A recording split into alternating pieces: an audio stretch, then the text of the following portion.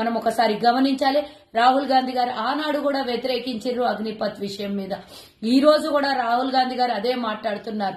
ఈ రోజు దాన్ని వెనక్కి తీసుకోండి, పాత పద్ధతిలోనే రిక్రూట్మెంట్ చెయ్యండి అని చెప్తూ ఉన్నా విననటువంటి ఈ ప్రభుత్వము మళ్లీ అదే రిపీట్ చేస్తూ ఉంది. కాబట్టి 1,60,000 ఉద్యోగాలు ఉన్నా కూడా కేవలం 40,000 మందికే రిక్రూట్మెంట్ చేసుకుని అసలు పట్టించుకోనటువంటి కేంద్ర ప్రభుత్వం 2 కోట్ల ఉద్యోగాలు గాలికి వదిలేసి ఈ రోజు ఆర్మీలో, నేవీలో కానివ్వండి, లేదా దేశ రక్షణ కోసం కానివ్వండి, ఇతరత్ర సేవలు చేయాలనుకున్న ఇంతమంది యువత ఉసురు పెట్టుకుంటున్నటువంటి కేంద్ర ప్రభుత్వం డెఫినెట్ గా వీళ్ళు ఎట్టి పరిస్థితిలో దిగాలి. మేము వచ్చిన తర్వాత తప్పకుండా మేము ఇచ్చినటువంటి మాట, రాహుల్ గాంధీ గారి మాట, కాంగ్రెస్ ప్రభుత్వం ఏర్పడగానే పాత పద్ధతిలోనే రిక్రూట్మెంట్ చేసుకుంటాము.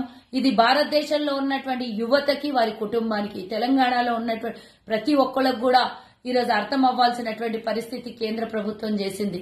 కాబట్టి వచ్చే ఎన్నికల్లో వాళ్ళ పరిస్థితి ఏందో ఒక్కసారి మీరు ఆలోచించుకొని ఓటేయాలని కోరుకుంటున్నా. మన పిల్లల భవిష్యత్తు, మన భవిష్యత్తు, దేశ భవిష్యత్తు బాగుండాలి అని అంటే కేంద్ర ప్రభుత్వంలో ఉన్న బీజేపీని దింపాల్సిందే. పాత పద్ధతిలో రిక్రూట్మెంట్ కావాలంటే కాంగ్రెస్ రావాల్సిందే. జై హింద్, జై జవాన్.